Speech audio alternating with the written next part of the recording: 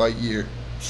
Man, man, this is enough to make your brain hurt, man. Wow. Let's keep going.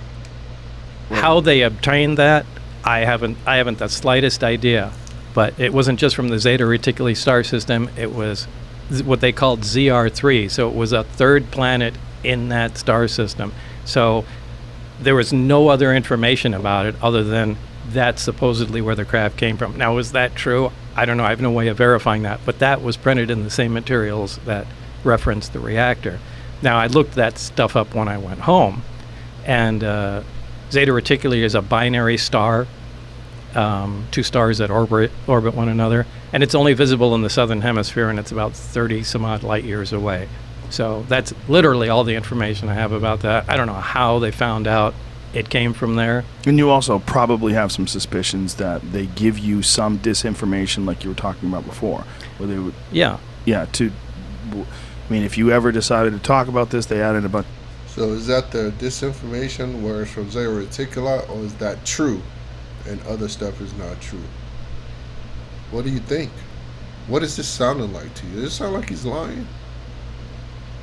Or what do you think about it? How much have you heard about any of this? Please comment below. Let's each one teach one, from your information, whether you say it's all BS or I heard this or I saw this myself. Well, have you seen anything? We all learn from each other. You know what I'm saying? Comment below. Nonsense to make whatever is factual look ridiculous. Right. Or be able to trace it down. Like, okay, this fax came out and, this Lazar guy said it came from Zeta Reticuli, so they knew it would when be you me. read Zeta Reticuli, were you like, what in the fuck is this? Well, reading all of the stuff, it was, what in Right. the fuck is this? You're like, why did I sign up for this? Like, what? No, to me, this was cool. This Right. was interesting. I said, I was just excited to be out in a secure area, in the middle of the desert. I said, Right. this is awesome. How old were you at the time? I was in my 20s. Yeah, so you're probably like, totally geeked out. Oh yeah, this was great. I mean, I was excited. So I didn't care. I'm reading through everything, and So you read through all the Zeta Reticuli thing, but then when you see the actual starship with the little American flag sticker on it, well, I that think- was When you actually see the starship, I know you've heard all kinds of like that in sci-fi movies, but this is real life now. A starship, a ship that goes in between stars. Man, was that later or before? that was before. So before. So you see the thing before, and you say, "Oh, this is Wait, American." what's that before? Hard, so many years. Yeah, I can't. Either way, it doesn't matter. The days have fused together. It's so hard to separate what happened in each visit to the place. Do you remember the thought process when you read that it's from Zeta Reticuli? Yeah, it didn't hit me like a ton of bricks or anything. It was just like, yeah, okay. And, You think it was bullshit? I don't know. You just were I like, don't. okay. Now I don't. I mean, because when I Right. read it, I hadn't verified anything, and this was just a bunch of stuff I was reading, and I thought maybe after this they're just going to give me a test and see what I can remember in Right. crazy information, and Right. then it would. But like I said, when I finally went in with Barry and had hands-on experience with what they were talking about, it took on a completely different meaning. So there's a plate, there's this thing that looks like a half a basketball, and when it's on, you can't come anywhere near it. You can't touch it. Right. How is, what is gravity about that? Like the concept of gravity, to most people is gravity is bringing something towards it. Right. Well, I guess you would say it's anti-gravity. Mm-hmm. It's gravity shifted 180 degrees. It's, anti-gravity. And so anti-gravity, just like gravity's pulling you down, it's opposite of that, so it's projecting it. And so like when you try to put two magnets different together, and it doesn't, so that's how it's pushing off, just like this magnet pushing. That's how this thing is using gravity to push off gravity. You can't even say necessarily the ground. It's not pushing off the ground. That's what it has, its own gravitational force, so it can push off any which way. It's a different concept, man. It's, breaking it down. I could sit here all day and try to break it down to someone who doesn't, but Man, you gotta do some of the research your own to fully understand and get the visuals of what these things are. Not imagine what they are, what he's saying that this thing does. Man, a big basketball, man. Have any understanding about what could possibly create this effect?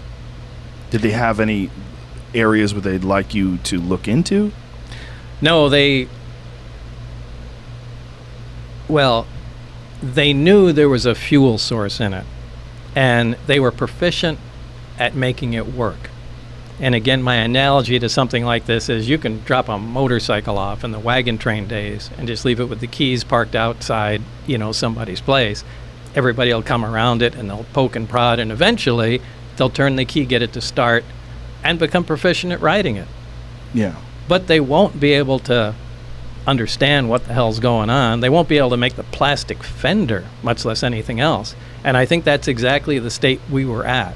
We played around with the parts long enough before I got there where they could make the reactor operate, take the fuel out, and know that it makes it work. How exactly what was going on in the reactor remained a mystery at the time.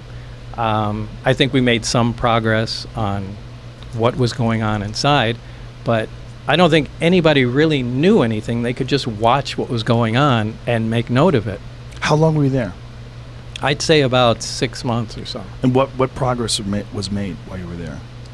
6 months, that's a long time. You're going to work in every day in there, or 5 days a week, or whatever, 3 days, whatever it is. 6 months is a long time. That guy saw a lot.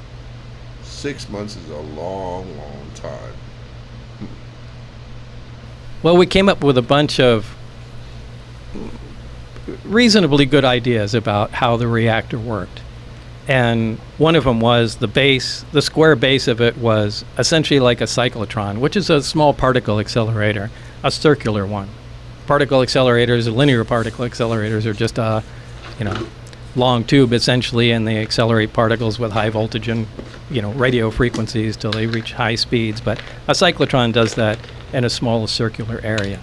And there's this very heavy element fuel, element 115, something that wasn't on our periodic charts at the time. But it is now. It is now, yeah. When did it become on the periodic table now, the way the charts now? I don't remember. Do you remember when they... 2004, Darmstadt, Germany, I think, is where they first fabricated 4 atoms. They lasted 220 milliseconds with the atoms. It's nothing, right? And then it later was discovered a couple more times they could fabricate it. Then they gave it a place then on the periodic chart. After that, called it Moscovium. So they told you about this stuff in 1982? Yeah, well, No, we not kind of... 1982. What year was this? It was 88 and 89 when I you were was there. Oh, okay. 82 is when 82 was